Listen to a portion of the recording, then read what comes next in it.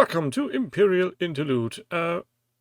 Apologies for last week's absence, but there were things in motion, family, jubilees, stuff. I just couldn't make it. With me again this week is Ralph. Hello, Ralph. Hey, Tim. And also, we don't care about you not having seen Obi-Wan or whatsoever. If you haven't seen it, go see it now. We are talking spoilers. Lots of spoilers. Especially for the second half, because I think the first half we'll discuss episode 5 as we sort of mentioned to ourselves. But I think with episode 6 dropping this week, This week it's all already out. We've seen it. It is. We have. I sat at work at lunchtime and watched it because I was at work on Wednesday. Well, I was on campus anyway. You naughty boy. But anyway, so shall we start?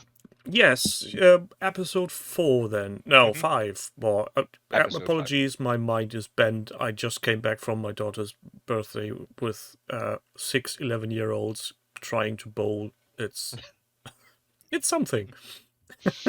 So yes, episode 5, and of course, it began with a flashback. Yes, something. I don't know if I've said that in the last episode where Christian Haydenson made an appearance, but I think of any of the characters that could have used some bit of rejuvenation, I think he could have used a bit of masking. He looks old in the flashbacks to my eyes.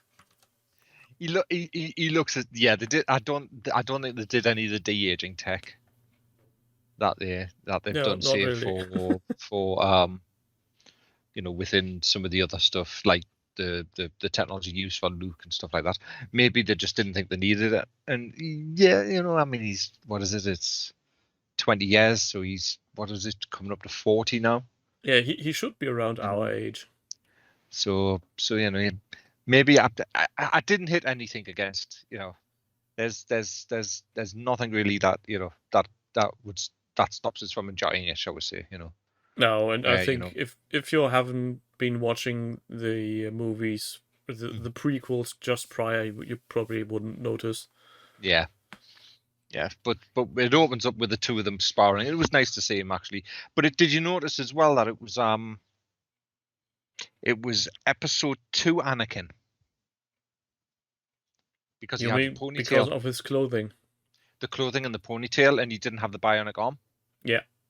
Didn't have the hand. And that's why you're not a master yet. Still a student. Yeah. Mm-hmm.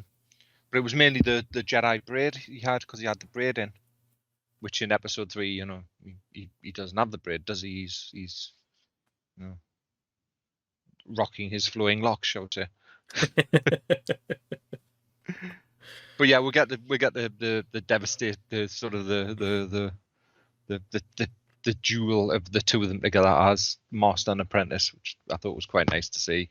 And then and we get some exposition from Kenobi during the fight, of course, of them two of them fighting, and then it cuts to an Imperial captain ushering in the third sister, Reva, to the Imperial Star Destroyer. It's the Devastator. Mm-hmm. Now, I'm trying to think, is that the one? Is that Vader's Star Destroyer from Empire? Good question. Before he got the Super Star Destroyer, so I'm thinking, is that the Vader Star Destroyer before? No, in Empire he already has his Super Star Destroyer. He goes with it into the asteroid field. I think the Devastator is the one. It's the one Admiral. Piet. Maybe Captain Piet. No, it was Captain Piet. No, it's the Devastator is the one that he was on chasing Leia. Oh, so that's the one from the original movie. Yeah, from the original 4, and then he got the Executor. So the Devastator was Vader's original one. How they make out what ship it is, because there's no license plate, there's no name plate, there's nothing. How do you know which Star Destroyer that is? True as well, and of course, there's 2 different types, isn't there? There's the Imperial Class 1, there's an Imperial Class 2, there's the Imperial Class Star Destroyer, and it's it's like, how can you tell the difference between a 1 and a 2? Yeah, give me the registration number, or let that show in the movie, and I can say, yeah, I can see how you can distinguish these. But with nothing, how? It's definitely, it's a weird one, isn't it? I mean, you could say that about things like the Mol Calamar, the Home 1 and stuff, because they're all the same. Yeah, indeed. It's that IFF that we don't see. You see, that's what it is. But yeah, sure. She's she's ushered into to basically to the Imperial, to the bridge with Vader there. He dispenses with his normal pleasantries, like Vader has any pleasantries. And he demands where Kenobi is. He wants Reva to track them down to Yabim. That they've tracked them to Yabim. And Vader expresses then his satisfaction and promotes her. So Reva got what she wanted, sort of. Suddenly, she's the Grand Inquisitor. Grand Inquisitor, yes. So, in order to advance ranks in the Imperium, you need to slay your superior, and then you'll be rewarded. It's an awful lot like orcs. It's the rule of 2, isn't it? Really? Oh yeah, or that also. The rule of 2, which we may or may not get to see some more of when the Acolyte turns up, because we know that is going to be a show about the dark side. And then, of course, it's meanwhile, we're cutting to the transport on the transport on coming back to Yabim, or Yabim, I think it's pronounced Yabim. On the land at that at the base that they're in. One of them earlier, Tala, Roken, Scully. I think it's pronounced Scully, but Sully. it's not. It's Sully. Sorry, Sully. There's no K with that name. Yeah, name's gone, and then they ask about one of them missing people who died with the third sister, and then they're basically in this. They're trapped in. They are in this base, waiting to get everybody on board, because as they disembark, we see a lot of sort of people there, don't we? We see a lot of refugees wanting to get away from the Empire, and probably a number of them, even though it's not said, probably force wielders, and including one fake Jedi, Hajar S3. Yes, and Hajar's there as well. And then Kenobi speaks, and he wants to get back to Alderaan, and that's where he reckons that that there are other people in the path have been waiting for months, and they're going to try and get everybody off.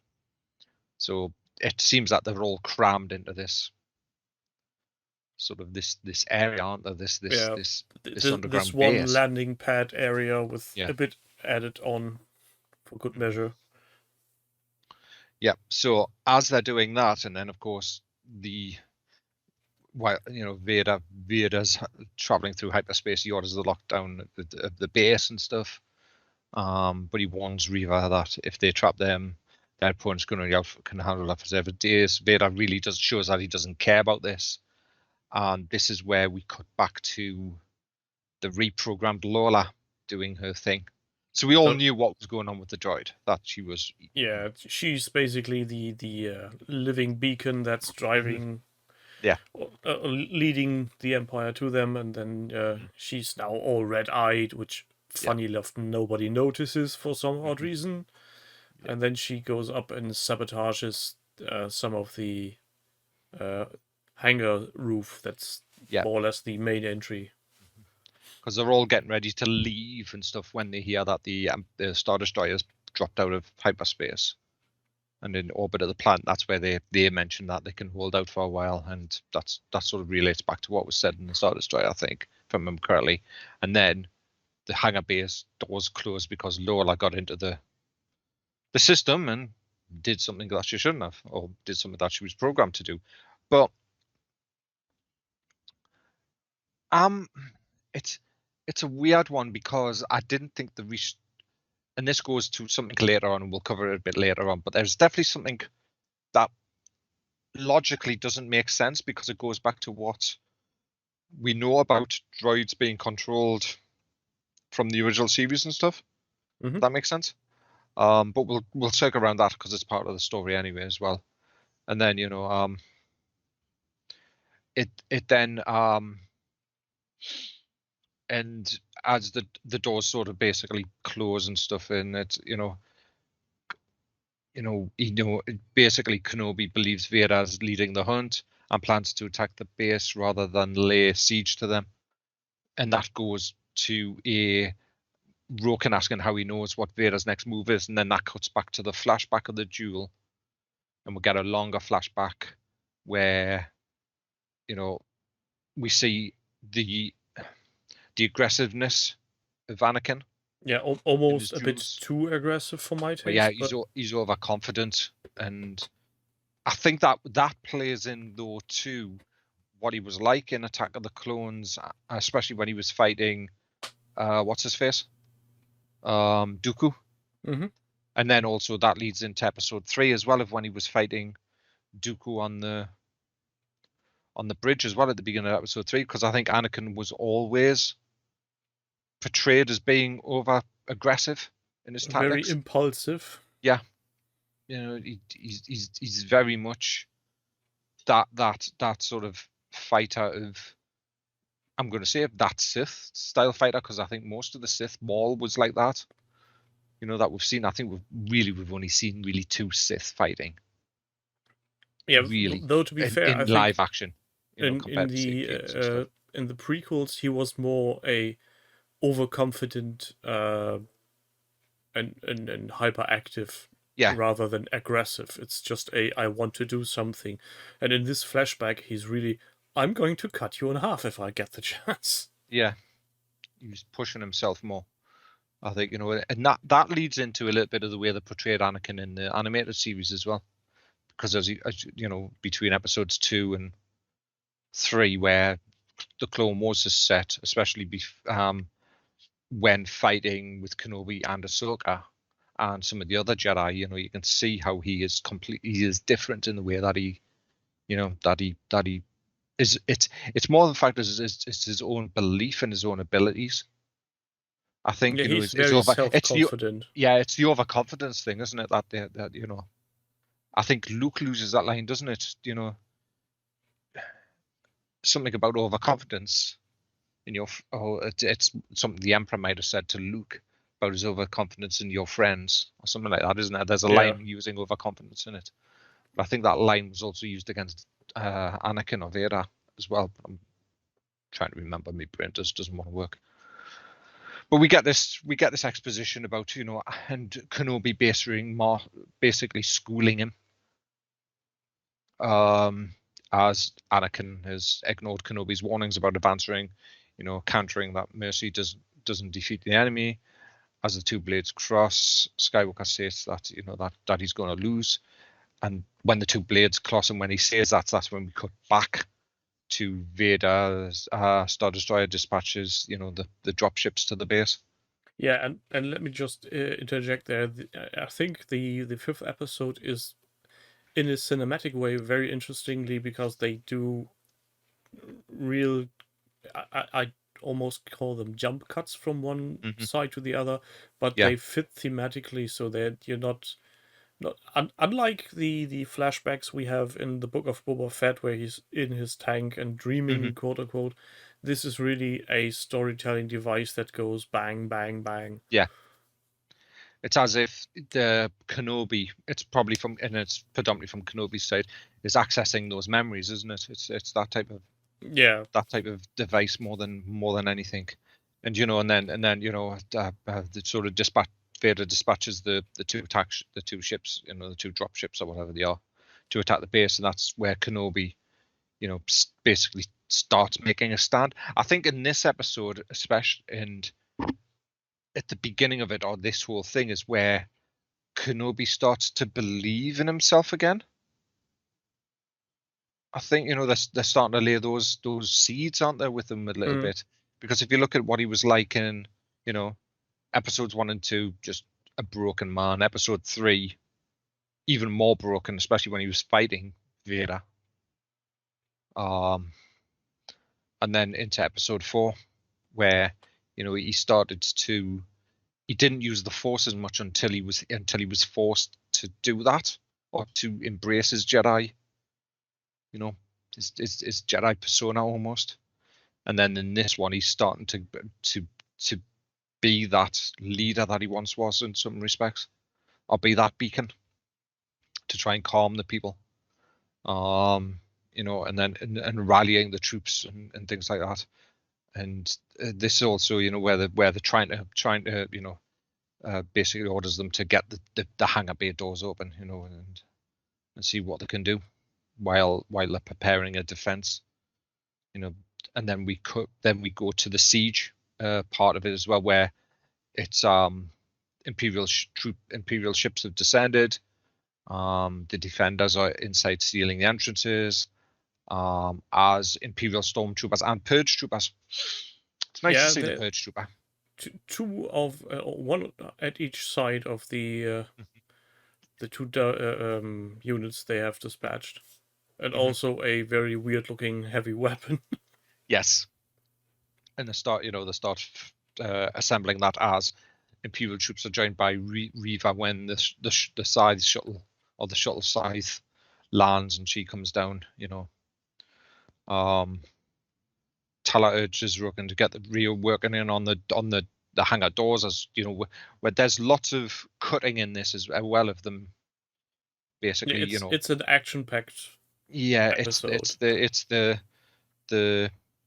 defenders of the path, or the path as it's called, or the defenders of them preparing for the siege, while we've got outside the Empire, trying to break in, technically.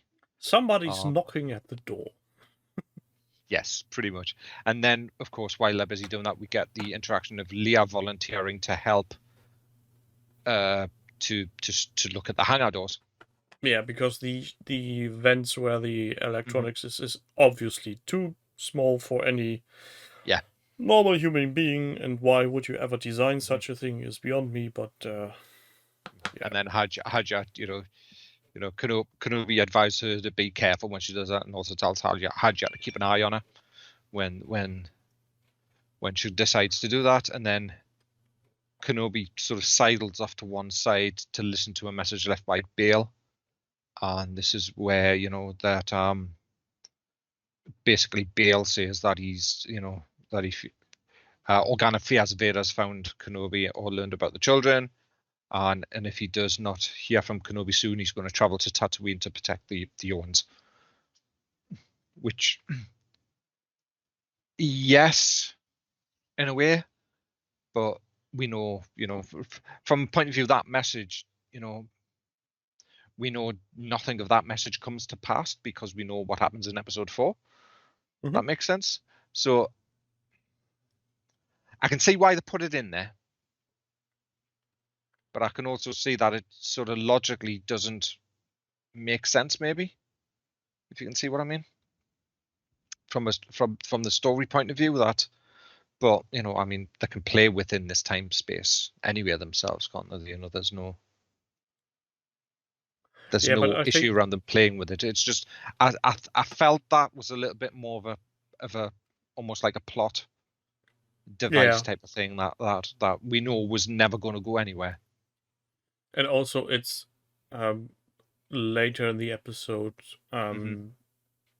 this transponder plays another role, and I think that's basically just the setup for that. Nothing more. Yeah. The message, or the hologram message thing. Yeah, it definitely does in this episode play later on, and then so that that. But following the transmission, we get an interaction between Tala and Kenobi as she comes in, and she explains why she left the Empire, which I thought was really interesting.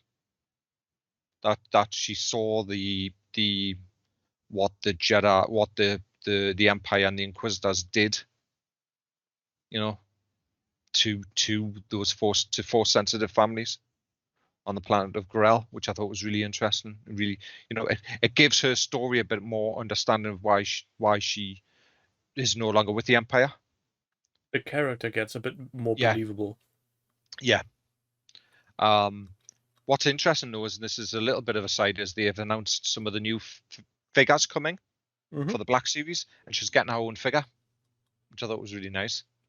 They're giving Tala her own Black Series figure in the Imperial uniform. So when we first meet her, she's getting that character's getting her own action figure along with like the Grand Inquisitor and Reva, of course, and there's a new Vader and Kenobi coming as well. But it was just nice that Tala's getting one, which I thought was really interesting. That they're giving her one. I can see them probably doing a young Leia as well, probably at some point. But yeah, that's aside.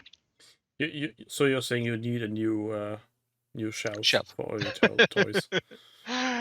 Well, yes and no. I think, do I have an Omega? I can't remember if I got an Omega yet. No, I haven't got an Omega and I haven't got an Echo. So I need those two first to finish off my collection of the Bad Batch before I do anything else. and a Bobber as well. But outside the the doors are starting to buckle, and that's when that's when Kenobi's at the doors, isn't he? When Reva knows he's there, when they're having this conversation, because the two of them have a conversation through the door, nonetheless. Through the door almost, and Kenobi, and this is where Kenobi didn't sort of identifies that what Reva is or what Reva was. Yeah, the conversation. What you have been thinking of all the time, that she's one of the younglings staring down at Anakin when he just slaughters all of them. And then that. So yeah, and that's when I think we get the flashback then, don't we? Of Reva as the youngling. Yeah. Yeah, which is, she was one of the younglings when Anakin turns up, and she witnessed him butchering the younglings. She says that she believed that Vader were there to help them, and was shocked when he murdered the Jedi family. Reva reveals that she survived by playing dead. This is where Kenobi sort of realizes that she's planning to kill Vader. Yeah. Which is an interesting one, to say the least. Which again is something we have been pointing out before, that is a high possibility of her being not really into the old Inquisitor stuff, but actually just wants to get to the head and cut it off. Yeah. But that also leads into the question of more of that if she's not really into the Inquisitors, but she was following along, does that mean she has fallen? And if she did a lot of these things that that we heard, that we sort of that are implied on the Inquisitors, especially with Grell and things like that, and does this mean Reva has become what she's become what she needed to become to get at Vader? Yes, I understand that. Does that mean she is technically a fallen Jedi now? But I think that question gets answered in the last episode, more or less. True, but also here's one for you: is she actually a fully trained Jedi? I don't think she is. No, she is. If she had been a youngling when Order 66 has been applied, she may have partial training, and for whatever training they get as Inquisitors, but that's more like it. Yeah, so a bit like Kanan Jarrus. Because Kanan was a Padawan. So Kanan from Rebels, yeah, was a Padawan. He was a child when Order 66 happened.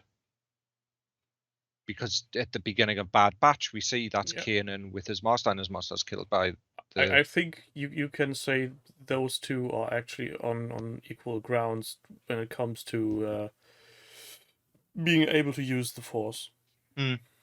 Yeah, where Kanan's probably more of a fully trained Jedi than she was, because he was being trained or was on the same sort of element as Anakin. He already was a Padawan on external missions, and she was quote unquote still just a youngling. Yeah.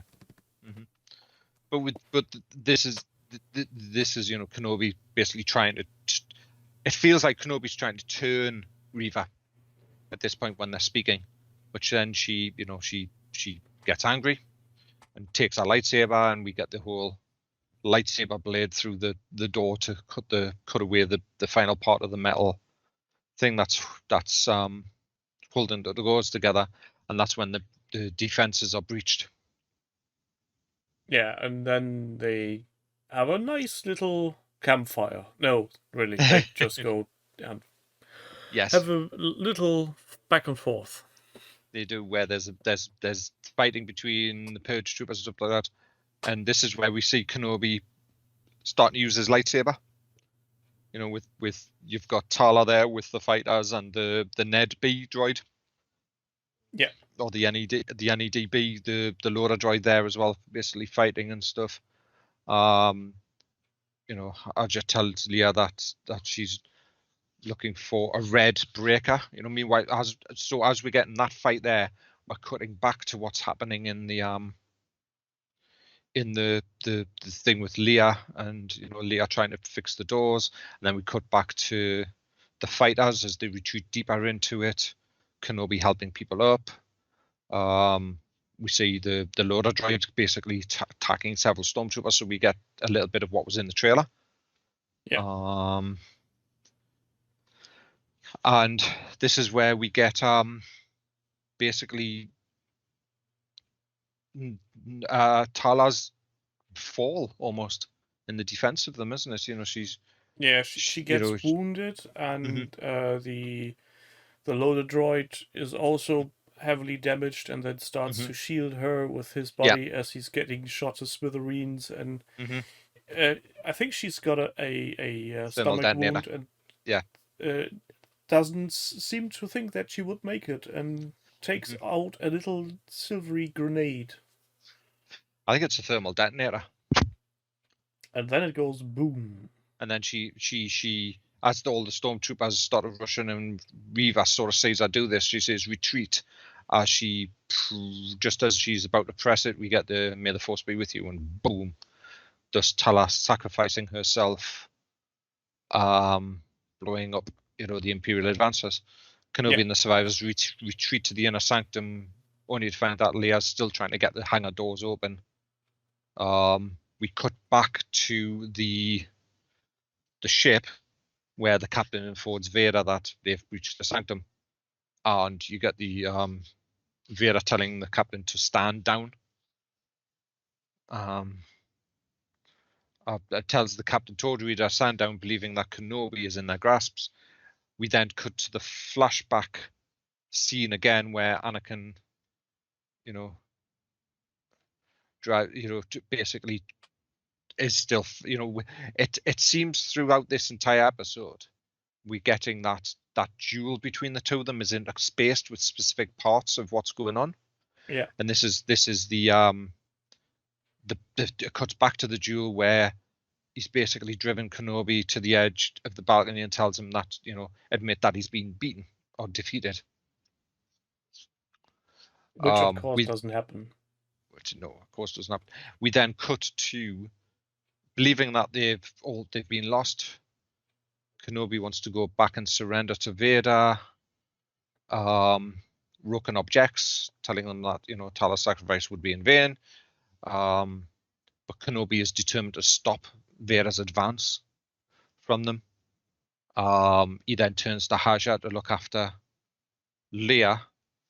And also he gives him the transponder. The things, yes.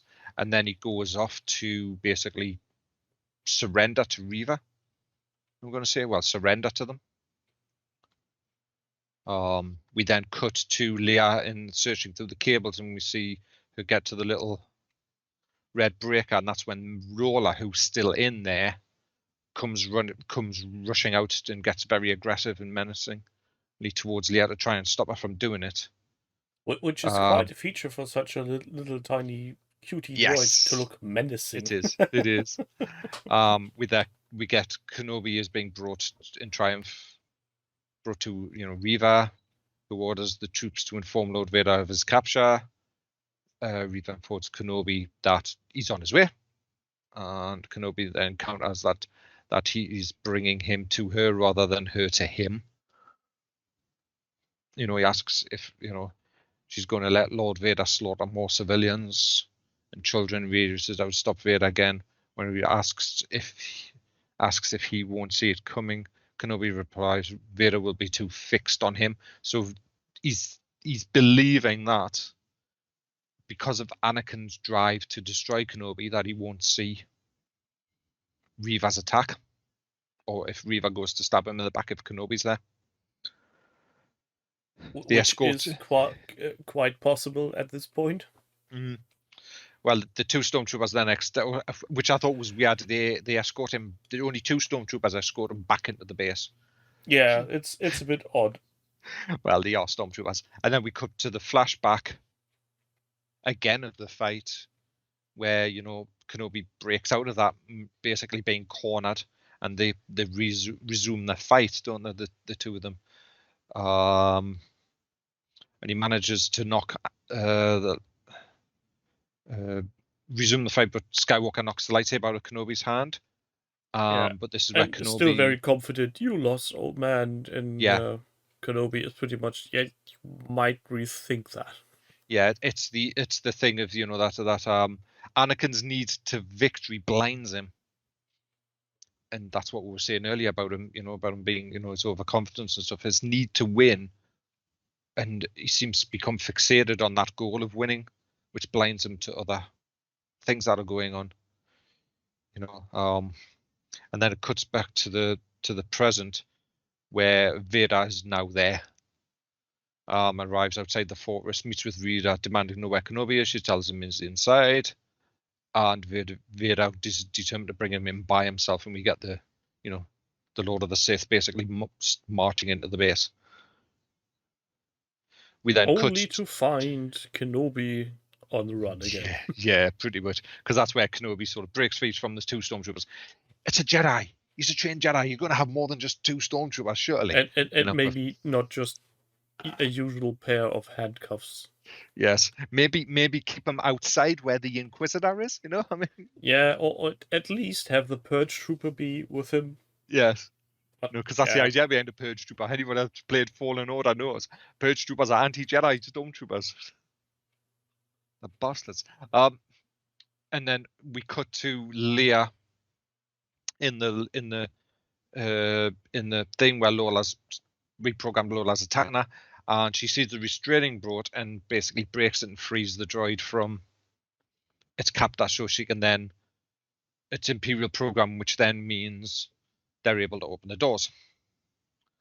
That's the thing that got me, because I was under the impression that a restraining bolt doesn't reprogram a droid.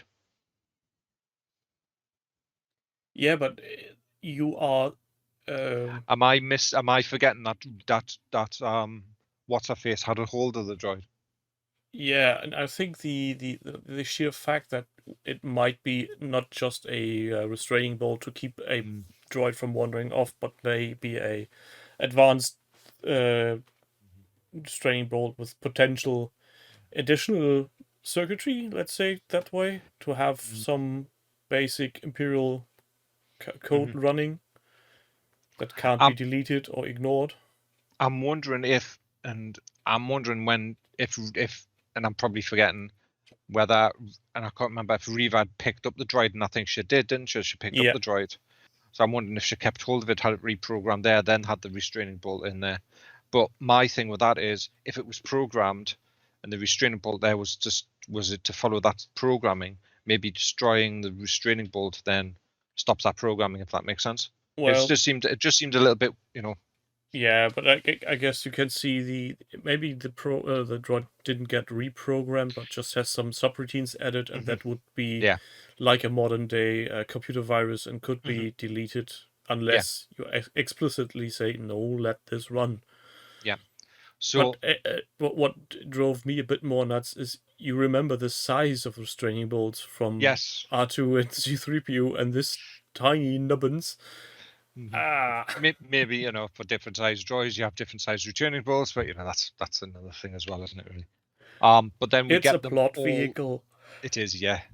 We get them all rushing now as the doors are open. Leia's managed to do that, and they all start rushing to the freighters, Roken's freighter and stuff like that. Haji falls down, dropping the communicator. Leia finds out that Tala didn't survive. And they all head for the transport, while Vader's basically a force of nature. Yeah, he's a bit angry. He's a little bit put out. We talk about, everyone talks about the Rogue One, what you call it, scene, don't they? The scene of Anakin or Vader marching through the corridors in Rogue One. And everybody's panicking. This is a little bit more intense Anakin than that, I would say. Yeah, well, he's quite intense in that one, but when the transporter launches and Vader grips him and pulls him back with the Force, that sequence reminded me an awful lot of one sequence on Force Unleashed. Yeah, it was the first trailer for Star Wars Force Unleashed where you had Starkiller pulling down a Star Destroyer. Yeah, it was pretty much that sequence. Yeah. So yes, we get Vader basically ripping hangar bay's doors open, forces his way inside as the freighter takes off, and he just reaches out with the Force and grabs it and yanks it down. It's also similar to Ahsoka stopping Maul from leaving the transport at the end of season 7 of Clone Wars, because Maul's escaping in the only ship that's still there that you can see, and Ahsoka stops the freighter from taking off, but then she lets it go, and then her and Rex are able to get into one of their versions of the Y-wing and get away. But it's very similar that the Jedi using Air Force, and I mean Vader's just like, basically pulls the ship down. Yeah, it lands and then he rips it in. Technically, he rips it in part. I went to. Yeah, he just goes in and pries it open like a little tin can, and while he's busy doing that, a second ship just buggers off. Yes. I know there was a lot of people complaining about that on the web. It was like, no, not really. He's fixated on one ship. He thinks Kenobi's on it. He's angry. He's got tunnel vision. He sees a ship launching. He wants that ship. People are scared left, right, and center. Yeah. So he tears open that ship as the other ship blasts away, which and then we cut to, as that ship blasts away, we cut back to the lightsaber fight between the two of them, which I thought was quite a juxtaposition of the fact is that Kenobi breaks from Anakin in the sparring match, uses the Force to basically pull Anakin's lightsaber out of his hand, which I thought was quite good. Yeah. And ending the fight, and then consoles Anakin that he will be a great warrior, but his need to prove himself will always be his undoing, which is technically, right. Because if you think about it, Anakin, did Anakin ever get to the rank of Jedi Knight? I don't think he did he? Nope. Wasn't he still got the rank of he was Master? He was still a Padawan technically under Kenobi, wasn't he? Yeah, he was until the end, still a Padawan. That's one of the major plot devices in Episode 3, when they grant him a seat in the council, but not the rank of Master. Not the rank of Master, because he was still technically a Padawan or Knight. And that's one of the things that really annoyed him. Because of the teachings of all the corruption of Palpatine. The evil whispering of Worm-Tongue Palpatine. Yes. We then cut to back, Vader standing looking up at the ship as Reva attempts to stab him in the back. And then she's basically stopped as he turns around with his hand gripped, stopping the Force from... very much dead in her tracks. Yeah. And then he reveals that he has been knowing about her all along, and that she was just a pawn in his plans. And then she starts basically attacking Vader, and we get this this fight of like, I am the Lord of the Sith. I am effortlessly going to avoid every single strike you aim at me without doing anything. You're not touching me. You're beneath my whatever. Yeah, I am so above you. It's unbelievable. And it was just like, no, dodge. Yeah, and the fight very abruptly ends when Vader stabs her in the belly. Well, what's interesting is he grabs her lightsaber out of his hand, doesn't he? Which I thought was a really cool thing, because he splits the double lightsaber first. Yeah, it's a two-parter. She's spinning it at him, and he just holds his force out, and the spinning stops, which I thought was really cool. Where he just force stops the spinning blade, rips it out of her grip, detaches it from the two hilts, so it becomes a single lightsaber, and drops one to our feet, and that's where we get the continue in the fight, where he then easily disarms her, and then you get this scene of Vader standing with two red lightsabers in his hand, which I thought was like, oh yeah, okay, very deadly guy. yes. And then we get Reva being haunted by the memories of Vader killing her fellow younglings, after he basically runs her through the torso, and she falls to her knees, and that's when we get the Grand Inquisitor returning. So where everybody was bitching and moaning and complaining about the Grand Inquisitor was dead, no, just a flesh wound. As the writers said about it, we are not going to never interfere good against canon. And we all know where the Grand Inquisitor dies. He dies in Rebels. He dies at the end of first season of Rebels, fighting Kanan Jarrus and Ezra. And we see the character pre-Inquisitor as a god, as one of the gods of the Jedi Temple. So we know the Grand Inquisitor is definitely a Jedi. But yes, she's basically ran through by by Vader. Yeah. The child's Reva that he knew our intent to betray him long ago, but didn't act because of her rage was valuable tool in hunting Kenobi, which we knew. And now, however, the third says that she's no longer used to him, and they're basically going to leave her where they found her in the gutter, I think he said. Well, that's from the... And that's one little plot hole, but we'll get to that in the next episode. Yeah, and then basically walk away and, sort of turn on their heels and leave. And then we cut back to the ship where Leia's sitting among the refugees, among the broken ship, and tells them that the hyperdrive's not working and that being pursued by the Empire. It cuts back to Reva reaching out for her double spinning lightsaber and eyes the hollow projector, which is working, and it's garbled a little message from Organa about Tatooine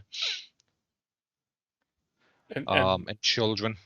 Yeah, and that's a very plotty device. Mm-hmm. Well, if I remember this correctly, though, he never mentions Luke's name, and he never says what the lineage of Luke is at all in that message. If I remember correctly, he just says Luke, the children. He's going to something about child and on Tatooine, and that was it, wasn't it? Really? Yeah. Does make up that you can't make out the laws and things like that, and then the final scene of that episode is pretty much Luke asleep in his bed, so it sort of zooms into the Lars homestead, and then Luke sleeping in his bed, and that's where the episode ended. And it was like, okay, right, so we can see where.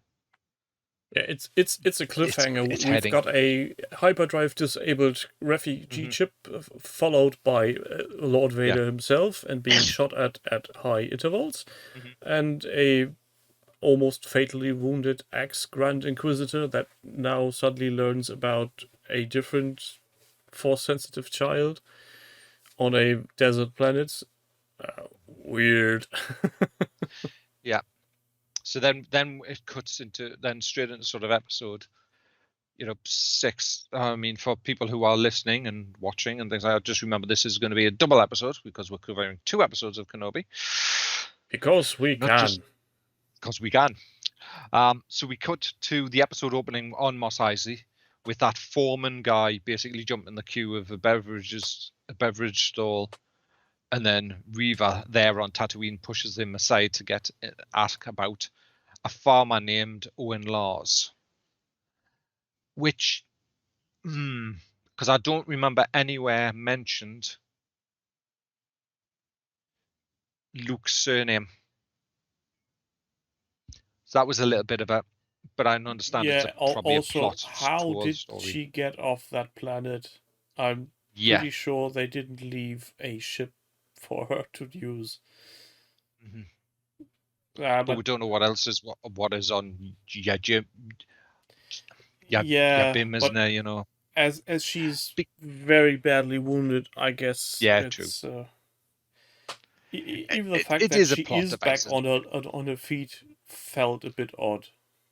Yeah, I mean, even though she can see she is holding her side and stuff, so I'm wondering if she's, you know, bandaged up and stuff like that. But yes, I mean, not having a Bacta tank, not going to help. Definitely not going to help. But meanwhile, in space, we get the Star Destroyer pursuing the freighter. You know, because they don't have the you know, the power stuff. Yeah, and the hyperdrive doesn't work because they don't have an Yeah. R2 unit. Let's face it, you know, that's basically R2 needs to be there to save the day, Yeah. and he isn't.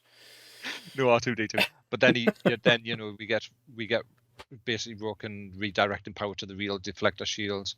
Their plan is to travel to a planet in private. You know, he confesses that the ship's motivator is damaged and that they're running out of time. Leia uses Lola to comfort a child and his mother. Kenobi has an idea and asks Leia if he could borrow the droid. Back on Tatooine, yeah, we get Luke and Owen Lars visiting a mechanic in town, having a nice little family banter about things that are being broken by little children. Indeed, and then that's where we get the guy that the water vendor. Yeah, sort of mentioning that they need to that Owen, you know, needs to speak to Owen about something, and then we come back to the ship where, you know, Kenobi's coming up with a plan, and that plan is pretty much to leave the ship and draw Vader away from them so they can escape. Leia's not happy about that. Granddad and adopted daughter type of thing, you know. Yeah. Adopted grandchild. You know. Also, she's very stubborn. She reminds him about staying together, but you know, basically Kenobi pleased with Roken to Leia and the other passengers to consider his plan, because he's going to lead them away, and everybody hears about it and start telling him, no, you need to stay with us. He also convinces Haja to basically look after Leia in his absence. We then cut in this sort of front section. We cut then back to the Lars home, and they are basically preparing. Lars and Luke return, where Owen tells his wife Beru that Reva's coming for Luke, or somebody's coming for Luke. We know who it is as an audience. And that they'll need to flee, but Beru refuses to leave and convinces them to stay and fight. And they retrieve some hidden blasters from their home, you know, to fight the Inquisitor that's coming. Which I found a bit odd, because it feels like everybody on Tatooine has a gun in short arm's reach, and only those two have a safety hidden compartment for their guns. It's the law, you know. You've got to keep your gun in a locked cabinet buried somewhere, so you can. Trigger discipline, people. Trigger discipline. Yes, you know, they've got to go through that gun safety protocol as well, you know, and that 30-day waiting period and things. Oh God. Yes. But anyway, so they retrieve the blaster. Then we come back to the ship where, you know, I just spoke to Leia and gives Kenobi space to talk to her. The two of them talk, and you know, then basically Kenobi tells her that her father about Senator Bail Organa and his efforts to rescue her. Kenobi then hands Leia Talia's empty gun holster, which I don't know how he got a hold of it. I can't remember how he got a hold of it, but he did. You know, the two of them sort of. After she blew herself up, he went outside and surrendered, and then on his way back in, possibly he stumbled across it. He picked it up, yeah. In its two halves, and then used the magic Jedi trick to join it together. some odd dirt repellent mystery leaves no bodily traces on that. It's movie magic. I'm just going to pick out that little bit of talia that's attached to it still. Let me pick up that ear that's in the holster. And more the best part of that scene is when Leia just goes, doesn't a blaster go in here? Mm-hmm. Yes. But the two of them sort of give the hug, and then she turns around and says, tells him to come back before leaving, resolves to face Vader one more time, even if it leads to his death. And then we get the shuttle dropping and going off one way while the transport heads to the other side where that's and then we get basically Vader telling them to concentrate on the smaller ship and leave the bigger ship against the Grand Inquisitor telling him we should go after the big ship. Which in hindsight would have been a wise decision. Yeah, but Vader prioritizes Kenobi because he is that driven, which leads back to him being, it leads back to that duel from the episode 5, doesn't it? Where Kenobi basically says, his need to win will blind him to anything else. Yeah, and that was the idea, I guess. So the path ship basically gets away. We then cut to basically the Lars homestead, and them telling basically Luke that Tusken Raiders are going to attack the farm, or have been attacking the farm, and they plan to fight. He warns Luke to run if anything goes wrong. And then the two of them reassure that things are going to be fine, and we get Kenobi landing on a rocky moon, which with rocky pinnacles and stuff, and then we get Vader ordering his shuttle to basically go down and face Kenobi and alone, and then Vader flies down to the moon to face Kenobi.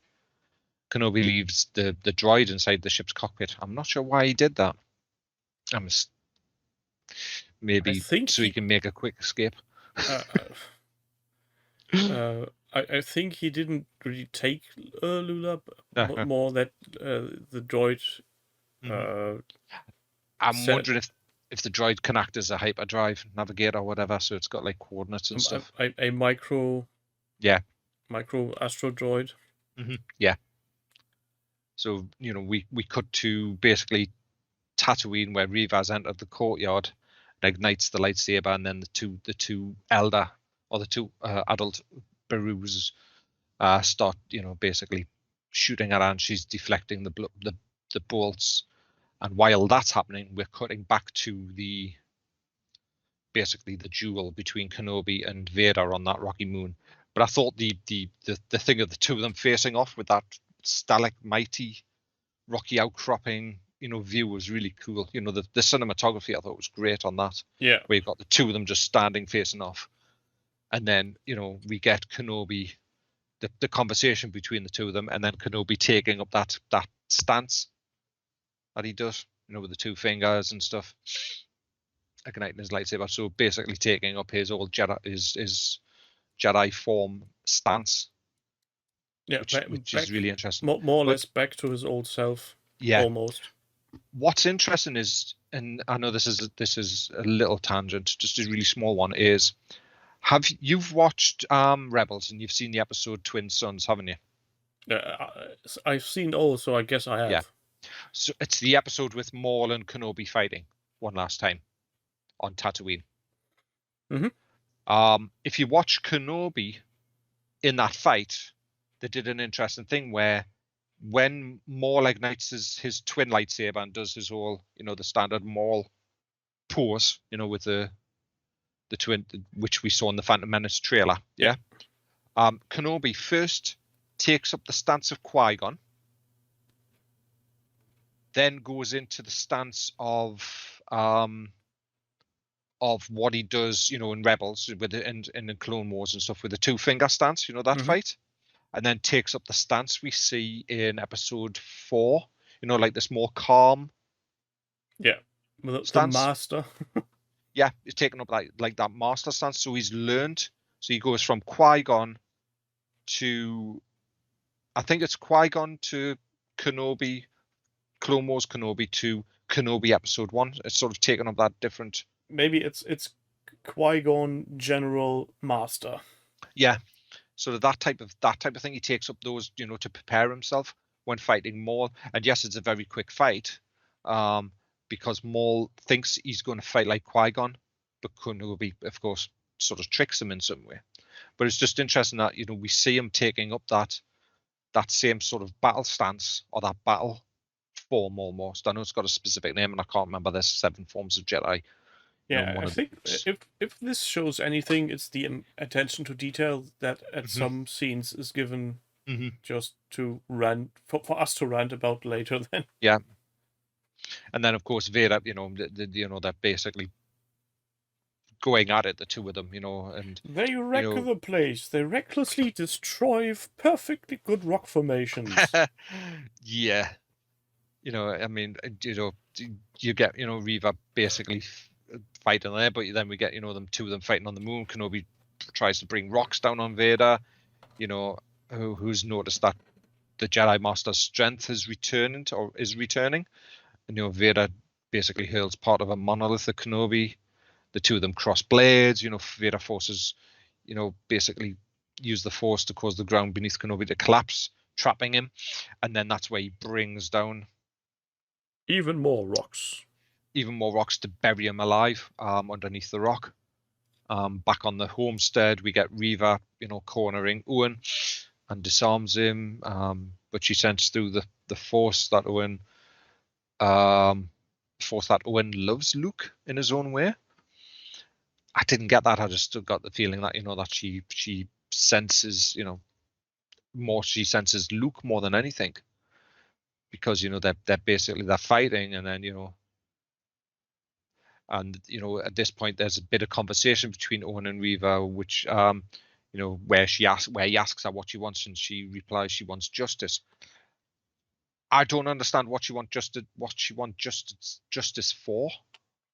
Is it for herself? Is it for Vader? Is it for I think that's, I wouldn't call it bad writing, but it's some kind of given her backstory, it's some kind of mental illness almost. Some just misguided sense of the universe must be fair to me, so in order that somebody else needs to suffer in the same way I did. True.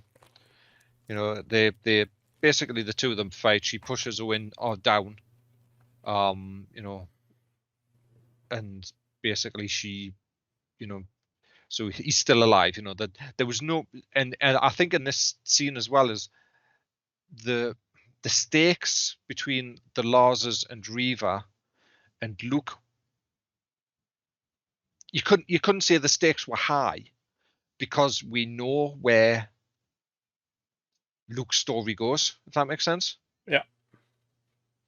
I don't know how else they could have dealt with it, to be honest, easily, without possibly drawing it out into another episode. Yeah. But it is what it is. It's not. I think the Reva story in this episode was a little bit of a let's finish off that story, where the main meat of this story was basically that final battle between the two of them, between Vader and Anakin. Yeah.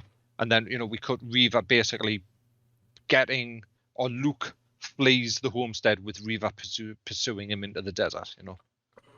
There's a lot of thing going on with Reva and Owen and Beru as well, and it ends up with Luke running and Reva following him. But this is where we cut back to the moon, where Kenobi is basically almost preoccupied with geology, preoccupied with keeping rocks off him, and and all these memories coming back and things like that. And he focuses on Luke and Leia, and he focuses. It almost seems like he's focusing on like a positive, almost, to use that to basically push back and break out of the he's the looking rocks. for a reason to keep on fighting, almost. Yeah, Yeah. And then, we get Vader heading back to his ship, which I thought was a little weird because I thought he wanted to, make sure Kenobi's dead. So surely he should have actually possibly waited around just in case, But I guess, him thinking that he had succeeded is another trait of Vader in this time period. Or that's the trait of Vader full stop, that whole analogy of, his overconfidence. Yeah. I have won. Nothing can defeat me. Fine. And then, of course, we get them re-engaging in battle where Kenobi basically comes out of nowhere and the two of them re-engage in the battle again. But this time it's almost if Kenobi has a renewed strength because he kicks ass. He really does. Yeah, he has pulled himself out of the swamp on his own hair. Yeah, he basically, is using everything that a Jedi Master would have in a fight, and I think that's the first time fully, because I don't think in animation we probably did see some similar stuff in Clone Wars, but not like this, where we see, I would say, a Jedi Master at his full power. Yeah. Basically. Except maybe like in battles with what's his face, Mace Windu. Yeah. But then, he basically throws Vader through one of the rocks, and they resume the fight of the sort of the lightsaber duel and all sorts, and it's just basically the two of them going at it. And then as that's going on, we cut back to Reva pursuing Luke through Beggar's Canyon. What I thought was interesting in that Kenobi fight when we cut back to it was Kenobi basically at one point, he's basically hammering on Vader with the hilt of his lightsaber. He's hammering on the life support system on the chest. Yeah, he's crippling him. He's pretty much crippling him, and then we get that cool scene of him standing there and raising up all the rocks and using them like projectiles and just basically firing at Vader like projectiles. And then we get the scene I think everybody wanted, which was Kenobi out of nowhere basically jumping up off a rock and slicing the mask, not fully into, but slicing a section of the mask off. Yeah, and that's something I mentioned to you as well. Yeah, but that was something I mentioned to you. Did you notice where he cut him or where the mask split? No, not really. When we see Sebastian, I can't remember. It's the guy that played Vader in Return of the Jedi. He's got a scar. The guy who put his face on Vader. Yeah. The guy he's got a scar on his head, on that side of the helmet. When Luke takes the helmet off and you see Vader for the first time with his face, there's a scar on his side on the. Yeah. I'm going to say the left. Is it the left side or the right side? It's his left. It's his left, yeah, on his left, which matches to what Kenobi did there with the slicing of the helmet off. Mm. And also, it's the opposite side to the side Ahsoka damaged in Rebels. Because there's a fight in the end of season 2 of Rebels with Ahsoka and Vader. And Ahsoka slices the right side of Vader's right side helmet and breaks the mask off. Yeah, which I thought was interesting. It's the opposite side, and so it could be that that fight now that gives him this scar, but it also could be something completely different.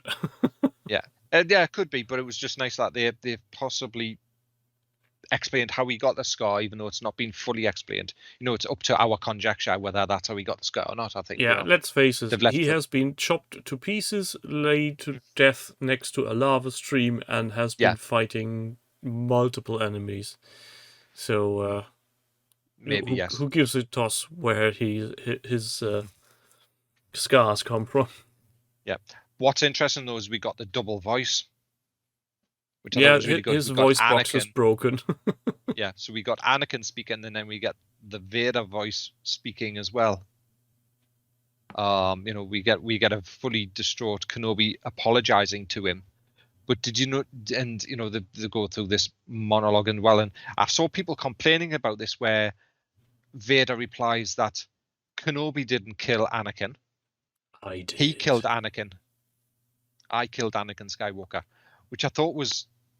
It's an interesting point of view, because if you think about it, technically Anakin did die at the hands of Vader, because what was left of Anakin was, or the Anakin that we knew, died when he took the persona of Vader.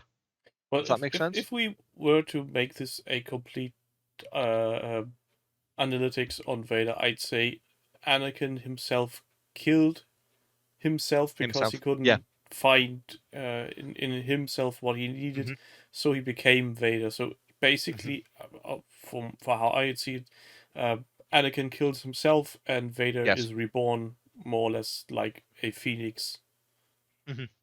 So technically, what he was saying is sort of true. Yeah. So he's just positioned in the fact that he's denoted that Vader is his personality now. If you think about personalities, almost, yeah. Yeah. And the Vader personality killed the Anakin personality. But it's more like Anakin killed himself because, as you were saying, Anakin didn't have the strength to resist the pull of the dark side. Yeah, and maybe even didn't want to, because he needed some things to protect his family, which he totally failed at. Worst dad of the century. Yeah. Did you notice the cool effect as well of when he was speaking originally as Anakin, his face was lit up as blue from Kenobi's lightsaber, and then when he said, you did not kill Vader, I did, and I will destroy you, when he started turning into that anger again. Yeah, he got his went from red the saber blue again to the red from his red saber, and then Kenobi basically leaves him, bids farewell to him, calls him Darth. Yeah, doesn't call him Anakin, he calls him Darth, and then sort of disappears off to head to his ship while Vader's there and breathing heavily and from his broken, not to choke, trying not to choke, and basically screaming his name. It's a little bit. It's almost a little bit of like a callback to Maul as well, where Maul does that Kenobi scream that that he does occasionally, and that Sam Witwer's really good at doing. Yes, for some odd reason, people are very obsessed with Old Ben. With Kenobi, yeah. And then we cut to basically what's going on Tatooine. And we get Reva using the Force to dislodge some rocks and that Luke's done on, knocking him unconscious, which, yes, I thought was a good idea, because you can't really have Luke seeing Reva, if that makes sense. Because that would be a huge plot hole in some respects, or story fuck up, wouldn't it? Because Reva's never been mentioned anywhere else. And granted, the character was never thought about, before this series. I get, that thing, but that would have been a major hole, I think, that they couldn't really retcon easily. So having Luke knocked out is probably a good way of doing it. Yeah, and also by knocking him out, missing maybe some memories of lightsabers and stuff. Yeah, exactly. Well, he might have seen a lightsaber, or heard of them anyway, but that goes to the very end of the episode more than anything, doesn't it? Yeah. And while basically as we get Kenobi traveling through hyperspace, he senses Luke's in danger, which denotes as what's the if he's traveling to Tatooine from the planet that he's been fighting Vader on, are these two events running concurrently? I don't think they are. I'm going to make the assumption that as running concurrently, but they are displayed running as concurrently. She would have needed some travel time to get to that planet. So that's what I'm thinking is the events are displaced by time. For cinematic reasons, they have been displayed in parallel, but in actual timeline speaking, there has been some set off. Yeah. Yeah, I think that's how it's done. You know, the time is the time thing is different. You know, and then she she's there with her lightsaber ready to kill Luke, and then we get the flashbacks of the Great Purge and what happened to her, and she sees herself lying on the floor, and it's sort of in the place of Luke. We then cut to Kenobi landing near the homestead, finding the Owens, the Lars Looking trying to for find Luke. Luke, and this is where Reva approaches carrying his body, and where they think he's dead, I think he turns his head, or his head moves, so they know Looking he's for alive. Luke in all Alderaan places. Sorry. That's bad. Yeah, I know. That's as bad. There's a Star Trek episode called "Looking for Parmark in All the Wrong Places," which is just as bad as well. I think it's called, if I remember correctly. But yeah, so we get the Larses sort of tending after Luke, where Kenobi goes to Reva and reassures her that she didn't fail, because she thought she failed. Reva tells him she couldn't kill the Skywalker and failed to avenge the youngling's death at the hands of Vader. I still don't understand how she knows Luke is Vader's son, or Leia was Vader's daughter. That's a little bit of the plot, or a little bit of the story that just doesn't hold, because Vader didn't know he had kids, did he? Until at least, I'm going to say, episode 4 and episode 5. Maybe because she has a different perspective on everything, she may feel some connection. Yeah, maybe, so we get we get Kenobi telling us she didn't fail, she didn't fall to the dark side. I'm assuming she might have already fallen to the dark side if she was working as an Inquisitor and did lots of nasty things, but each to their own interpretation, and that she's free to carve out her own destiny.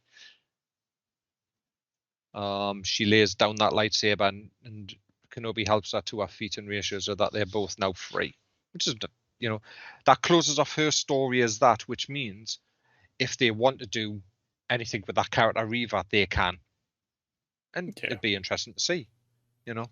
She could be either a side character or a complete series on her own. Well, we could get it so that a little bit like the way Ahsoka's character turned up in Rebels. Technically Ahsoka's not a Jedi anymore. She's a great Jedi. She's not a Jedi part of the Order. Yeah, but she left the order on her own. She did, yes. Terms as and Reva basically was cut short from getting education. She's technically a Grey, I would say. Now she falls into that, spanning both dark and light almost. Yeah, like the Bentu that turned up in Rebels, that big alien. Everybody said that he was probably a Grey Jedi of some description, because he straddled both. It's a bit like the sister and the brother as well, and the father.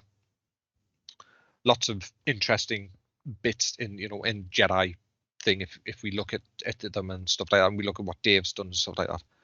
But we cut to them that, and then we cut to Mustafa, and we get our first cameo of sorts. Well, with Vader on his throne, and of course his master speaking to him on Holo, don't we? You got Sidious himself turning up. Yeah, but is that really a cameo? Well, yes and no, because he wasn't really mentioned as a cast member. So I'm going to say yes. Yeah, but since he's reprising his own role, okay, it's his first. It's the first of the reprisals of people playing their characters from that period. Had he been had the actor been a delegate on Alderaan somewhere in the background with an alien mask, that would be a cameo. Maybe, yeah. But him anyways, playing his main role in this series, his main, he returns anyway. So it's Ian McDermott back in the playing Darth Sidious. where Vader informs him that he's sent the probe droids out to hunt Kenobi. Send them back to Tatooine, you'll find them perfectly. The Emperor notices Vader's agitation and questions him more about it, but he says, he responds that Kenobi means nothing to him, that he's loyal to his Sith master, as we get Vader sitting on his throne with the march playing. Yeah. We then cut to it's almost like the final Hobbit movie. There's all of these endings. Which one's actually going to end on the thing? When will this be over? When are we getting in this final darkness with the credits rolling up?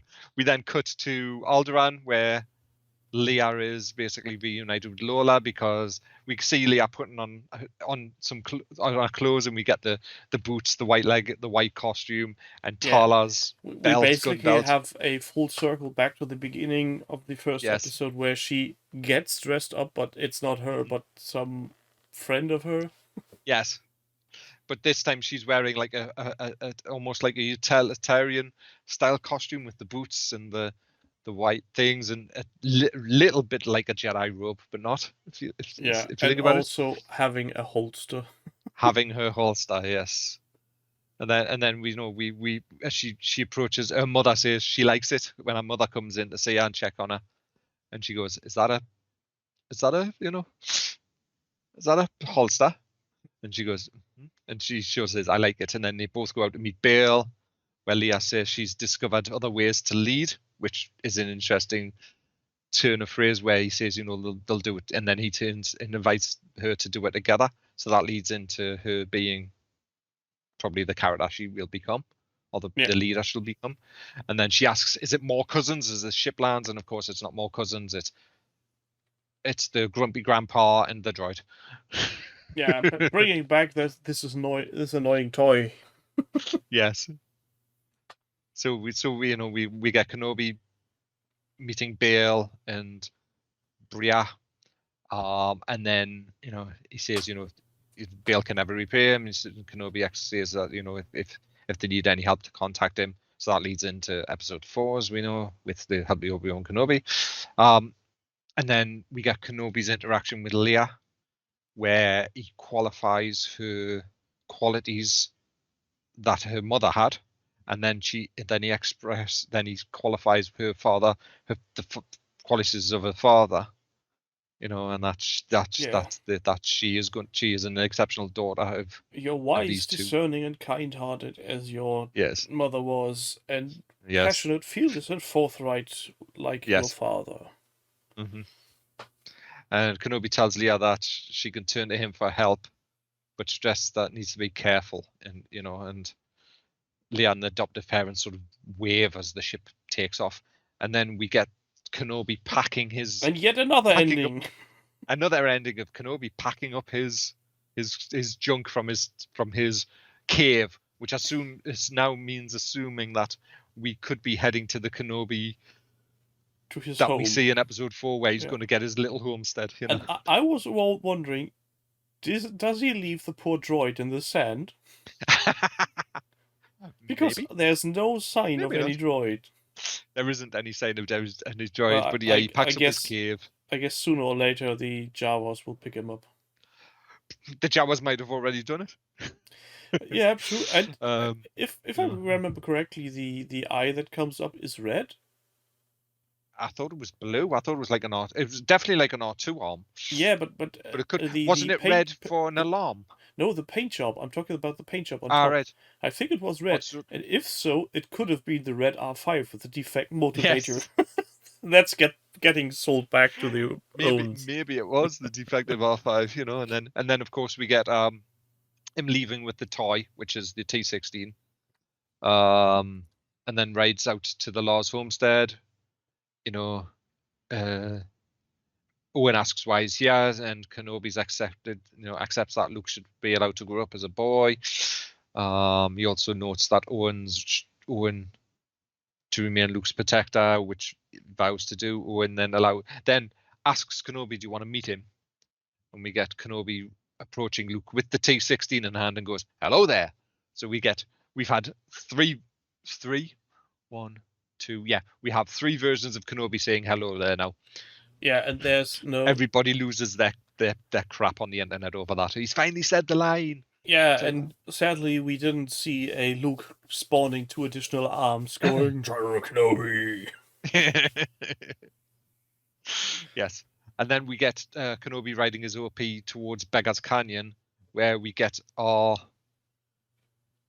I'm going to say not a surprise, but I think it was everybody was a little bit, is he going to show up? Yeah. And we get the Force Ghost of Qui-Gon.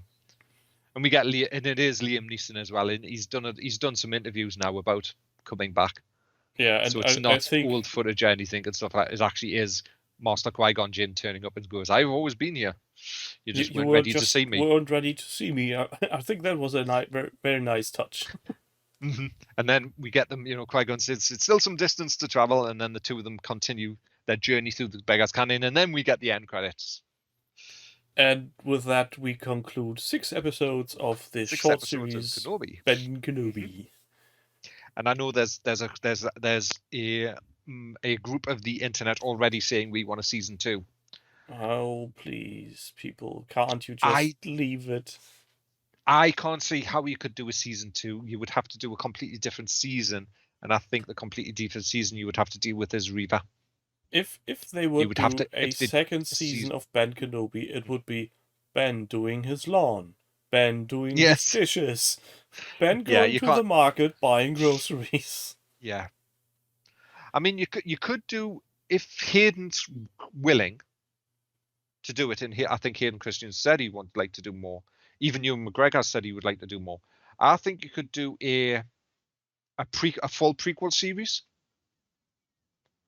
And you could do some stuff around sort of episode. But basically, they could go back and do some live action Clone Wars. Clone Wars, yeah. Do some live action Clone Wars. But I don't think that they should venture beyond this point in the life of Obi-Wan Kenobi, because there's nothing much happening. He's growing old. He's getting a call by a princess. He's getting killed. The end. Yeah. Definitely. I think that's the thing with it is I don't think you could do anything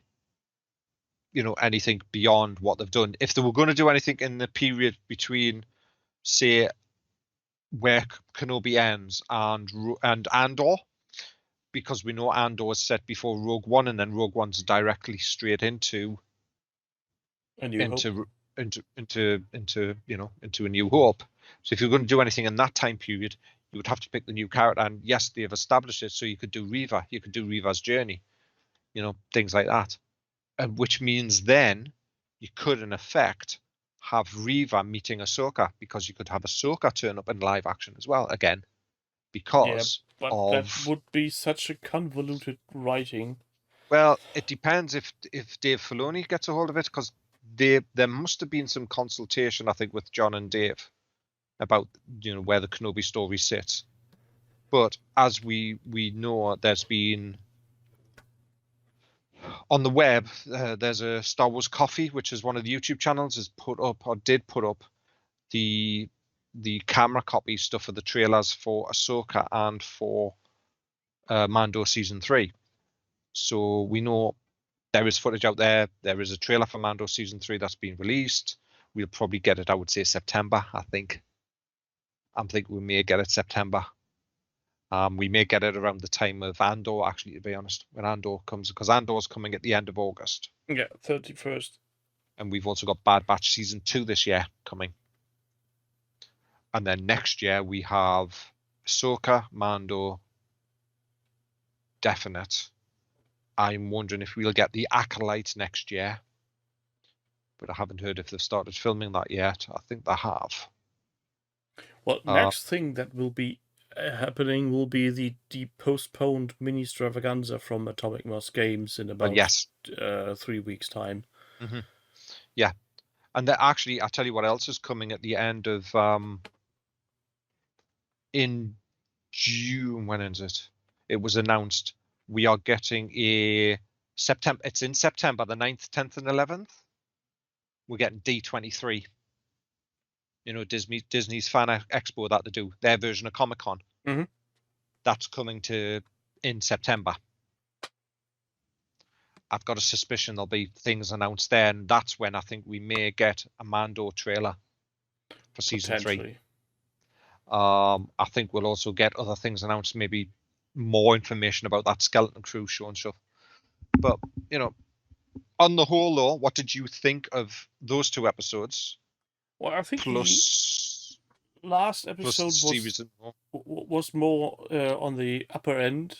The one before had some eye roll moments for me personally. Yeah. One being the holster suddenly appearing without any blood traces on it, and why would you bring a Jedi in custody in a small confined room only with 2 troopers and 2 stormtroopers? Yeah, that episode was nice, but it had way too many little things going.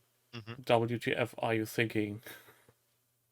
But then again, I need to remind myself it's entertainment. You shouldn't be taking it too seriously. Yes. Unless plot holes get too vast. There was not a lot. There wasn't anything bumping up against, really. You know, there wasn't major.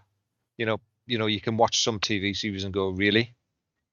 You know, is that really happening? You know, is that you know, is that where they're going? It's like you're having in one episode the old grandma going, "No, you never should kill anybody," and in the next episode she's tying someone down on a chair and pulling out his toenails with a tongue just because you trespassed on her roses or something.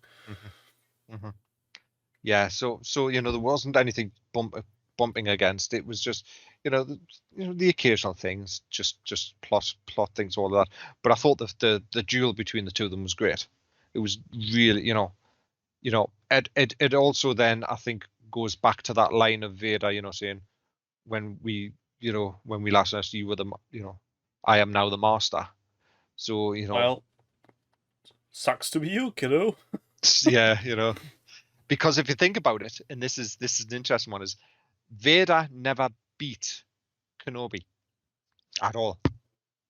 He never gets the chance to beat him. He didn't beat him in episode 3, didn't beat him in Kenobi, and Kenobi lets him kill himself. Yeah, kill him. That's what I mean. In the last possible event where he could have actually achieved victory, Ben just chooses to, no, fuck it, I'm going on my terms. I'm going to sacrifice myself because I know there's Luke. Yeah, and it's just it's an interesting thing, but yeah, I thought that the duel was really good. I thought they did really good. I thought Hayden, you know, when he was in the costume, you know, as Anakin, there was monologues and stuff, was really, really good as well. And what's interesting from what I've read, there's a bunch of behind the scenes pictures gone up of the, you know, the Order 66 stuff. So you've got Anakin there in his full costume with a bunch of I don't know who they got to play the stormtroopers. I'm going to say they may have got the 501st in again to play the clone troopers, you know, to have the guys in the costumes and stuff, because it sounds like Disney and Lucasfilm don't have enough actual stormtrooper armor. They never have. To do that, you know, to have vast majorities of them. But so there's some behind the scenes things of there. There's also some behind the scenes video of Anakin and Reva fighting, you know, practice training. And from what's been said is a lot of the time, even though some of the fights were probably done with stunt people, it is Hayden in the costume. He wanted to be in the costume, even though he hasn't got a lot of screen time, really. You know, out of the mask, you know. A lot of it is in the mask, so a lot of it could have been just somebody in the costume and him phoning in a voiceover. It wasn't, supposedly it was him, which I thought was really, you know, he got himself back immersed into doing it, which is good, I think, you know. As long as he doesn't overdo it and suddenly thinks he is Vader. Yeah, but it's more the fact is it's the nice to have that, you know, that he's done it, but also the fact is the him getting the accolade from the fandom, because the fandom hated him at the beginning. I think it's not so much that they hated the actor, but it's the character. And the way the character was written. Yeah. Yeah, and I must confess, or I think I've been on record as well. I really didn't like Anakin Skywalker. He was an annoying brat. Yeah, I didn't like the way George had written his downfall. What got me was it just seemed so quick in episode 3. That's an additional fact. But episode 1, the child was it's an annoying child. Episode 2, yeah, not great character. Way too much smoochy boochy romance stuff for a science fiction movie. And then, as you said in episode 3, going from Jedi Padawan having a seat in the chamber of Jedi Masters, all of a sudden becoming an apprentice to a Dark Lord is there's something missing. Yeah, it just seemed very, very, very quick in the way that his fall happened. But on the whole, especially considering that at the start of episode 3, he gets the order to cut down General Grievous and is really reluctant to do it. It's what's his face, Dooku. Yeah, he gets the order to behead Dooku, doesn't he? Yeah, from Palpatine, where he's going, kill him. Do it now. But on the whole, enjoyed it, and I enjoy everything that comes out for Star Wars. I'm not a grump. I enjoy it. It's the science fiction I enjoy. Yes. I do enjoy other things as well. I've enjoyed watching Strange New Worlds as well, which is the new Star Trek show. But it's that's another beast we can talk about at some other point. I'll just leave it at that. I liked the series. It was above average. Wasn't high end cinema, but it was okay. Yeah. No, it was good. It was enjoyable, and I think the next one's going to be Andor. Then I guess so too. Unless we want to do something around after the mini extravaganza, because there's been quite a bit announced. I think we should leave judgment on that after the fact, when we see what they actually put out there. If they just regurgitate what they already have put out, there's no much point in it. No. And seeing that we're already crossed the 90-minute mark. It is, the tightly scripted 30 minutes went out the window, didn't it? Yeah, totally. But it was a double episode, so Yeah, so basically you get what you pay for, and you don't pay much, so you don't get much, so sort of. I say thank you for everybody listening and watching out there on the tubes and on the podcast. I say thank you, Ralph, for joining me in this rather odd-timed episodes. And I think we will see you lot again latest when Andor is dropped. So maybe until September, potentially even earlier. You need just to stay tuned to find out. So with that, have a good one. Bye.